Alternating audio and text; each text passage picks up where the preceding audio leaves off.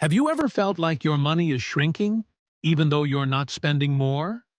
As if prices keep going up, but your salary stays the same? There's a reason for that, and it affects your life more than you realize. Inflation is like a silent thief. It slowly takes away your purchasing power without you noticing.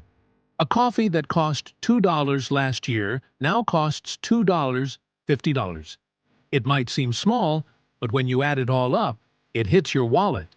Understanding how this works in Canada can help you make better financial decisions and even protect what you have. Most people feel the effects of inflation, but few truly understand how it works. It often seems like prices just go up out of nowhere, but behind it all are economic factors, government decisions, and even global events that shake things up. Today, you'll get a clear and simple breakdown of how inflation works in Canada. Let's start with the basics. What exactly is inflation? Inflation is the general rise in the price of goods and services over time. When inflation happens, each dollar buys less than it did before. In other words, your money loses value. In Canada, the central bank is responsible for keeping inflation in check. Their goal is to maintain inflation between 1% and 3% each year. That might sound like a small range, but even a modest 2% inflation means that something costing $100 today will cost $120 in 10 years. But why do prices rise? There are several reasons for that. One of the main drivers is increased demand.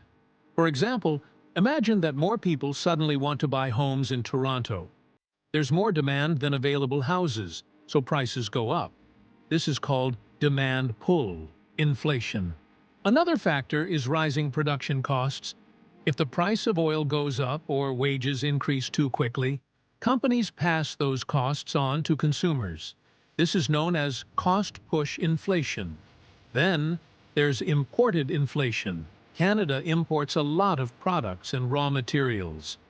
If the Canadian dollar weakens against the US dollar, everything that's imported becomes more expensive. And since so much of what we buy comes from abroad, this price hike is felt quickly. So how does the Bank of Canada try to control all this? The main tool they use is interest rates. When inflation is high, they raise interest rates. This makes borrowing money more expensive, meaning people and businesses are less likely to take out loans or use credit cards. This slows down spending and helps keep prices from rising too fast. It works like this. Think of the economy as a car. If it's speeding up too much, the Bank of Canada steps on the brake, raising interest rates. If the economy is slowing down too much, they hit the gas, lowering interest rates to encourage spending and investment. But this isn't a magic fix. Raising interest rates too much can slow down the economy and lead to higher unemployment. That's why the central bank needs to balance things carefully. It's like balancing a tray full of drinks. One wrong move and everything could spill. For example, during the pandemic, Canada dropped interest rates to encourage spending. People took out loans, bought more, and invested more. But over time, this led to a strong rise in prices. That's when the Bank of Canada started raising interest rates again, trying to cool down inflation.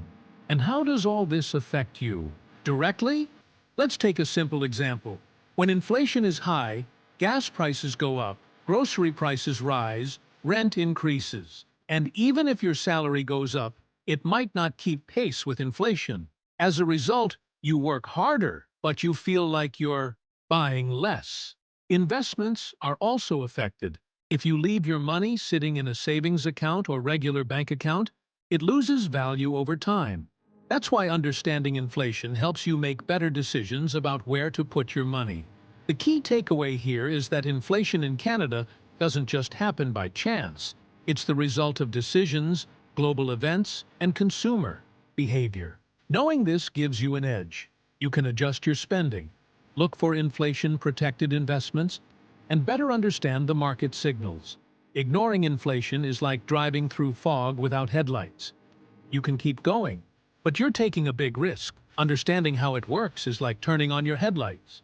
You'll see the road clearly, and make safer decisions.